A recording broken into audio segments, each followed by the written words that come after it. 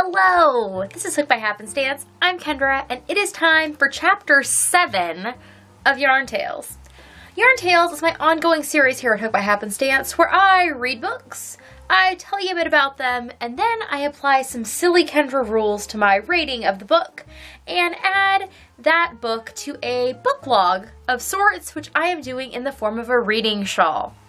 So, let's begin with our book today, which is The Fantastic Family Whipple by Matthew Ward. So this book is a book that I experienced with my children. We listened to the audiobook through RB Digital on my phone, and the listening experience was pretty good. It took us a number of sittings to listen to this book, just because it was fairly lengthy, and it wasn't like one of those ones where we just sat down and just burned through the whole book in one fell swoop. It took us a couple of weeks, I think. About a couple of weeks of every few days listening to some to get through the book. So that alone tells you a little something about it. So the reason that I picked to listen to The Fantastic Family Whipple is based on some past books that we have enjoyed. A little while ago, I guess actually a year or two ago at this point, my daughter had read the book Circus Mirandus, whose author I forget, I'll write it up here, and she really enjoyed that. And then as a read aloud, we had also read a book called Dorco the Magnificent, which was about a boy who was a magician in training of sorts, and we really enjoyed that. That was one of the best read aloud books we ever did. So those books led me to be looking for like some more circusy, magician-y, like that sort of thing kind of books. And in reading the Fantastic Family Whipple's summary, it is a family who tries to break world records. And so the way the book opens is the whole family all have the same birthday. The mom, the dad, all the kids so far, until the main character is born, and he comes early, like at 11 something, and so he misses the family's birthday, which is very upsetting for everybody because one of their world records is the family with the most people born on the same day. So he already not looking so good for him. He has more siblings. They are all born on the appropriate day, so he further becomes the black sheep of the family. As the children are growing up, everybody does all of these record-breaking things. Everything they do is trying to break a record. What they eat for breakfast, how they spend their time. They're always practicing for the next crazy record-breaking adventure. And he just is not good at that. He tries real hard, and he fails real hard repeatedly. Then some hijinks ensue around the familial birthday party, and things get weird. There's shenanigans and people getting blamed for things, and then you meet some more families that are also involved in this world record breaking stuff. There probably is a whole little community of them, and a mystery kind of comes about, and the majority of this book is like an adventure story and a mystery.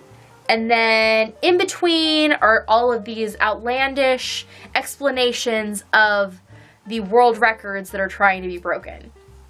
So overall, the records and how that is all set up is really funny and interesting, and I enjoyed it. The interactions between the parents and the children, I don't know, the dialogue was not my favorite. It's a juvenile book, but I still really enjoy a lot of juvenile books, so I don't think that that is the reason. And then I just didn't care for the mystery part, or a lot of the shenanigans that led up to the mystery. There's a lot of, like, cartoonish violence in it, which I just didn't care for. I didn't feel like the story set it up where that was something that was necessary. Because I do think even in children's books, there can be times and places where violence makes sense, especially like more real-to-life violence that might actually come about in a given setting. I think that it's important to be truthful with children about like how things actually happen in the real world. And this book was very outlandish, though set in a very realistic setting, which was kind of confusing too. Overall, my rating of this book was 2 stars. It was not a book I ever need to read again. It is apparently the first in a series. The second book is coming out soon, or has just been released. I forget, but it's done being written and everything, and it's being promoted. So I didn't really enjoy this book. I don't feel the need to read the next ones. My kids, though, thought the book was fine. Or at least that's what they say. And when we talked about it tonight, after it's been weeks since we read the book, they remembered lots of details and they liked the book. But while we were listening to it, they seemed very much not engrossed in it like they have been in some other audiobooks we've done. So I don't know what that says about the story. They seem to get more out of it than I did, which, I mean, is good, because that was kind of the point. But I overall, probably, if we're looking at take it or leave it on this book, I definitely could have left it. But now I know that maybe this is not a series that we need to go any further with. Perhaps if my kids want to read the other book on their own, I would be open to that concept. But I don't need to experience any more the Fantastic Family Whipple. It did, however, make me want to look a little bit more into world records, which we've not yet done, but I think that that would be a fun thing to explore some more, as well as knife and axe throwing. I would like to look some more into, because there is a very funny and interesting scene in the book about a mother knife throwing blindfolded at her children. And we really were amused by that scene and the way it was written, the whole concept behind it. And so I think that maybe looking a bit into axe throwing could just be a fun thing to explore. It's like a rabbit trail to make an not that great a book come out with some more interesting concepts for us to explore. So now that you know my lackluster feelings on the book, you probably would like to see my shawl, which I have very good feelings about. Nothing lackluster here. And here we go. Oop, let's not pull out all my stitches. Okay. So here we have it. I am using a different yarn for each type of book I'm reading. So there's a yarn for books I experience with my kids, a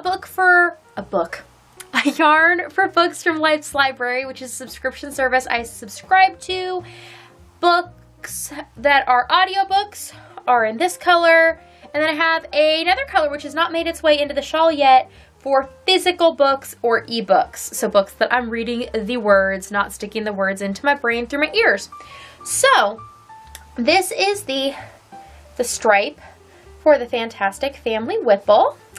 As you can see, it came after that long binge of audiobooks.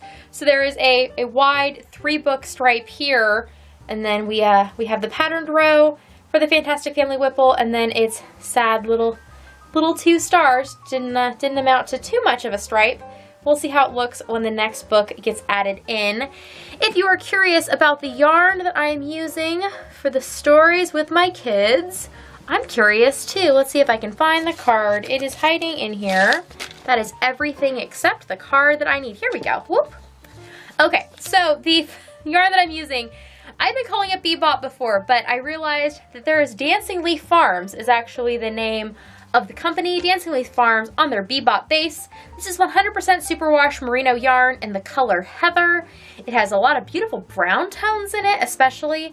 There's some pops of lavenders and purples and blues, but I really like the brown that's in here. It's very like dark chocolate, that like almost black brown, which there's something yummy and delicious about it. So I am very excited with how the shawl has turned out, even though this book was less than stellar, at least as far as I am concerned. I hope you are having a wonderful whenever you watch this. If you would like to see more Yarn Tales videos, there is a playlist of everything I've read so far, as well as the things from the last reading shawl that I did last January, February-ish. Apparently I read a lot this time of year. Every year. If you don't want to miss out on the rest of the videos that I put out in this series and other series here on Hooked by Happenstance, subscribe down below, because I don't work on a schedule, so you just never know when these are going to pop into your inbox. And that is the best way to find out. And I will talk to you later. Bye!